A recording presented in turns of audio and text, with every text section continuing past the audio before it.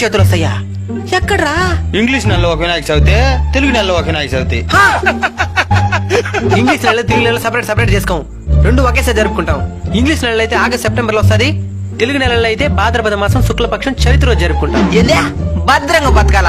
అదేమి నెల నాయనా? భద్రంగా బతికేది కాదు, భాద్రపద మాసం అది మన తెలుగు నెల. ఓహో, ఇంగ్లీష్ లో 12 నెలలు ఉన్నట్టే తెలుగులో కూడా 12 నెలలు ఉంటాయి. ఏంది నాయనా అదే? చైత్రము, వైశాఖము, జ్యేష్ఠము, ఆషాఢము, శ్రావణము, భాద్రపదము, ఆశ్వేజము, కార్తీకము, మార్గశిరము, పుష్యమి, మాఘము, పాల్గొనము. ఈ విధంగా తెలుగులో కూడా 12 నెలలుంటాయి. ఓహో, మళ్ళీ ఏదో శుక్లపక్షి అదేది అన్నేవా? పక్షికి ఎదురదే పక్షం, శుక్లపక్షం. అంటే ఏంది నాయనా? పక్షం అంటే 15 రోజుల కాలం.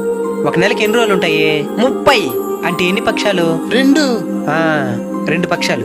ఒకటి శుక్లపక్షం, ఇంకోటి కృష్ణపక్షం. ఇప్పుడు జరిగేది శుక్లపక్షమో కృష్ణపక్షమో మనకెడ తెలుస్తుంది నాయనా? మంచి ప్రశ్న. మీరు గమనించుంటారు, చంద్రుడు